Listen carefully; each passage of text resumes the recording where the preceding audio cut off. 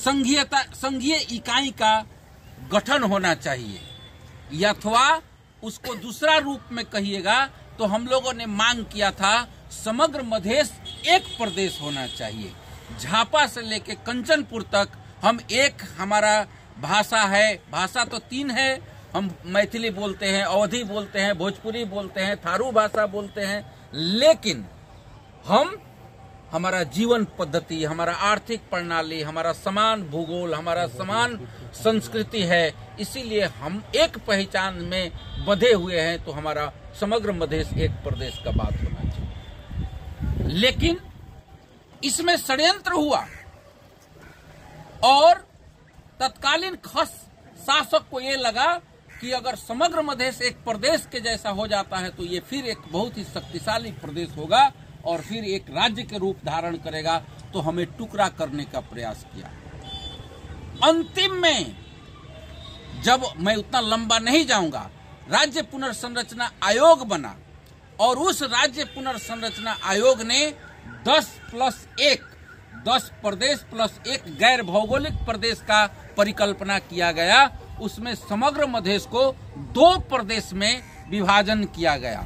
झापा से लेकर के पश्चिम में परसा जिला तक चितवन के कुछ भाग और फिर नवलपरासी से लेकर के कंचनपुर तक पूरा दक्षिणी बेल्ट को, पूर्वी में मधेश प्रदेश और पश्चिम में थरुहट प्रदेश।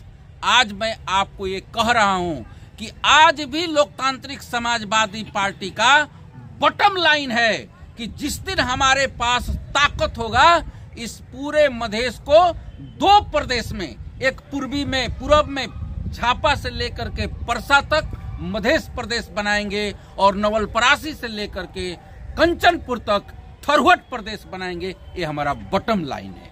ये हम जिस दिन हमें शक्ति प्राप्त होगा, जिस दिन हम शक्तिशाली होंगे, जिस दिन हम आंदोलन का संपूर्ण मूर्त रूप प्राप्त करेंगे, उस दिन हमारा ये बॉटम लाइन है। हम मांग किए हैं और यही लोकतांत्रिक समाजवादी पार्टी का राज्य पुनर्संरचना के संदर्भ में हमारा एक ये न्यूनतम मांग है।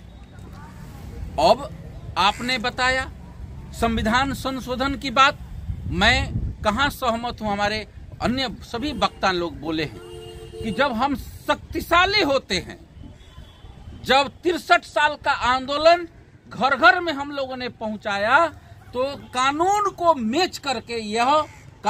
मेच करके आंदोलन को संबोधन करने के लिए एक उदाहरण मैं बताता हूं कि शिक्षा विभाग से आदमी को ले करके सीडीओ बनाया गया। वो आंदोलन ताकतवर था, हम शक्तिशाली थे।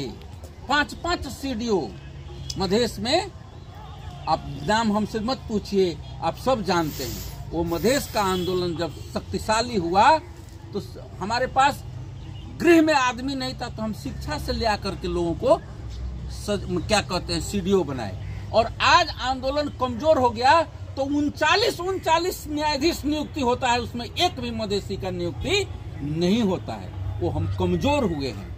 लेकिन जैसे कि वकील साहब ने बताया कि न्याय परिषद की संरचना समावेशी होना चाहिए, न्यायाधीशों का नियुक्ति अथवा उनका जो है सो बहाली समावेशी होना चाहिए। वही नहीं, मैं फिर से कहा, तीनों तह में, राज्य के सभी न्यायिक संरचना में, प्रशासनिक संरचना में, शिक्षा एन में, सुरक्षा निकाय में, नेपाली सेना में, सब जगह जनसंख्या के आधार पर, सीधे नहीं, जनसंख्या के आधार पर समानुपातिक समावेशिता का सिद्धांत के आधार पर हमारा सहभागिता होना चाहिए। यह काम हमारा बाकी है। यह